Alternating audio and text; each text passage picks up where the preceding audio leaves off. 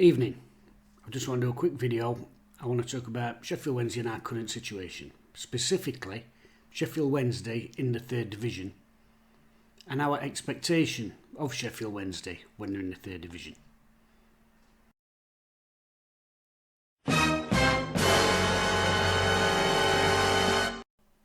Now, we've been down here in this division 3 times in the history of our club. Since 1867, Wednesday have been in the third division in 3 separate spells. Our expectation seems to be that because we've gone down though, that we should be going straight back up. That thing that, well, we've come from the Championship, we must have a Championship squad, Championship players, and therefore we must be better than the teams already in the division below, League One, or the third division, which it is, the third division. It doesn't always work like that though, does it? Because often if you go down, you've got bad momentum.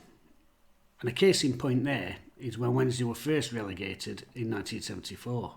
Wednesday were relegated in the 1974-75 season, registering just 5 wins, scoring 29 goals in 42 games and with just 21 points on the board. To highlight how bad a season this was, Wednesday's top scorer, Eric McCordy, scored a staggering 6 goals for the Golden Boot. Now, fortunately for me, I wasn't born at that time, but we've all heard the legends about how bad that season was, when fans were turning up in the pissing rain and knowing full well that their team weren't going to win a game. In fact, they knew that they probably weren't even going to see a goal. Not in the right net anyway. So that Wednesday team were relegated, the first Wednesday team to go down into the third division. But what comes across from that time when you talk to the fans who were there was there was no expectation to go back up. They knew that they'd got a crap team. So the following season, that proved to be the case. There was a level of realism about it. And in fact, Wednesday nearly dropped again to the fourth division. The stories are legion about the trips that season, as Wednesday were trying to bat off relegation to Division 4 and only stayed up on the last day of the year with a 2-1 win against Southend. Staying up that season were vital, and what it did do was allow Wednesday to consolidate in that division and start building again, which is what they did the following season and the season after, showing gradual improvement. It took Wednesday another 3 seasons though to get back up into the second division, promoted in third place in 1979-80 season, year of course of the Boxing Day massacre. Why am I banging on about Wednesday in the 1970s in the third division? Well, because it's the first time it happened. But what happened then has also happened the 2 following occasions that we found ourselves down there. The year we were down, we'd got Chris Turner, and then the following year with Paul Sturrock, the Alan Irvine, Gary Megson, Dave Jones. It's always followed a similar pattern. So the 74 season we go down, we nearly plummet straight through to the 4th division, but then it's a rebuilding process before the promotion in that 4th year. 2002 we get relegated. Again, there's that year of consolidation in the middle before that promotion season with furious Paul Sturrock and Lee Bullen and all that at Cardiff. 2009 relegated again, but again we don't bounce straight back up. You have to get over the shock of relegation. You have to shuffle your squad around. We have a year of consolidation, and then again promoted in year 2 with the Megson-Jones double act. And that seems to be how it happens, doesn't it? You come down, you stop yourself, you steady yourself, and then you go back up.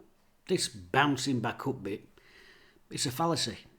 And in fact, taking away the record in the third division, although that's what I'm focusing on, only once since 1958 have we been promoted and bounced straight back up from any division, and that was of course 1990-91 with Ron Atkinson.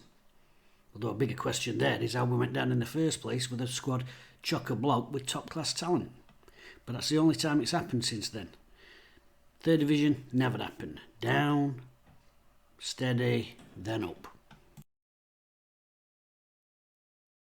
That being the case, Ori currently sat in 9th position, par for the course for when we get relegated. You go down, you bob about mid-table, there's a bit of a rebuild, there's a lot of players in and out the door. 9th position, looking at the previous history of when we've been down here, that's probably par for the course, isn't it? Relegated last season, 24th position. This season, would it be too unexpected if we finished somewhere mid-table, between 10th and 15th position? I don't think so.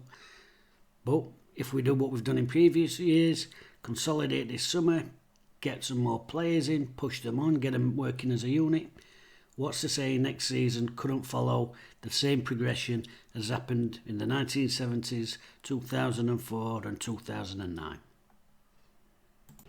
The thing is there though, when you look back over the previous times we've been in this division, there has been one thing that has happened between the consolidation and the promotion, and that has been a change of manager. Ashurst gets the boot, Jack Charlton comes in, Big Jack, huge personality, lifts the players, adds some final touches, up. Chris Turner, we're down there, he brings in some good players, there's a lot of turnaround after the relegation, brings a lot of young kids in with prospects for the future. But again, it takes furious Paul Sturrock to come in and get another big character manager to inspire those players to get promoted again in 2004. Similarly, the last time we were in this division, Alan Irving comes in, brings a lot of players in. For that time, he's spending some quite decent money for the division.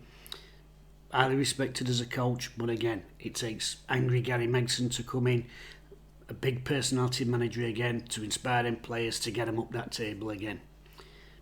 That and more. We start the season, we've only got 7 players on the books, there's a lot of changes, there's a lot of players coming in the last fortnight before the season starts.